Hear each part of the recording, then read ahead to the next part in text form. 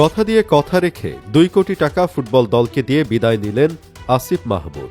তার সময় খুব কম ছিল, কিন্তু এই সময় প্রবাসী ফুটবলারদের আগমন সহজ হয়েছে, ফুটবলের উন্নতি হয়েছে, হকিও ভালো করছে, ক্রিকেটেও আমিনুল হক এসেছেন তারই সময়।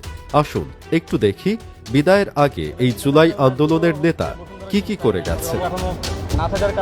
যুব ও ক্রীড়া মন্ত্রণালয় থেকে অবসর নিলেন জুলাই আন্দোলনের অন্যতম কাণ্ডারি আসিফ মাহমুদ সজীব ভুইয়া। বাংলাদেশের প্রেক্ষাপটে প্রতিটি সেক্টরে রাজনীতির সংযোগ থাকবেই, তবে সেসব রাজনৈতিক পরিচয় বাদ দিয়ে আসিফ মাহমুদকে আমরা যদি ক্রীড়া জগতের একজন অভিভাবক হিসেবে কল্পনা করি, তাহলে গত 1 বছরে বাংলাদেশের স্পোর্টস সেক্টরে তার অবদান অতুলনীয়। অন্তত দেশের ফুটবলের একজন সমর্থক হিসেবে যদি বলি, তাহলে আসিফ 1 বছরে যা করেছেন তা এই দেশের ইতিহাসে কোনো নেতা করতে পারে না। বাংলাদেশের সংস্কৃতিতে নেতা মানে দূর আকাশের তারা, তাদের ধরা চায় না, ছোঁয়া চায় না, এমনকি তাদের সঙ্গে গায়ে গা লাগালেও তেড়ে আসে। ক্রীড়ার মতো একটা সেক্টরেও যুগের পর যুগ চলেছে রাজনীতি।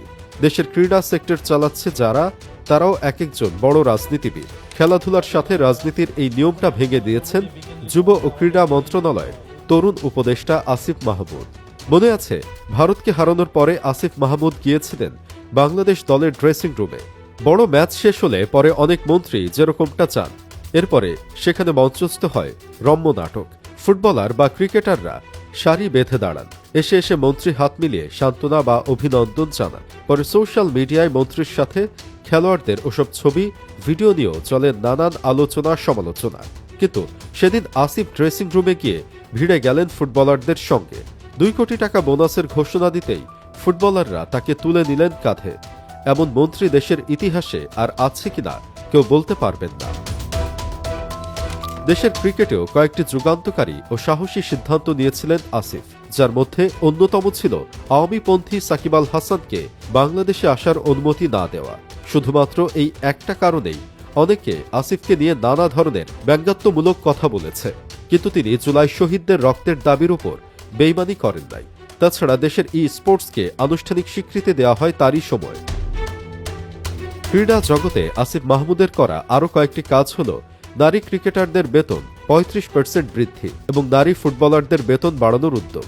প্রায় 9,000 তরুণকে আত্মরক্ষামূলক মৌলিক প্রশিক্ষণ দেওয়ার প্রকল্প চালু। বাফুফে ও আর্চারি ফাউন্ডেশনের দ্বন্দ্বের মাঝেও আর্চারি বিশ্বকাপ আয়োজন সফলভাবে সম্পন্ন। তার রাজনৈতিক মতাদর্শ কারো পছন্দ না হলেও একজন ক্রীড়া প্রেমিক হিসেবে তার সময়কার কাজগুলোর কথা বলতেই হয়।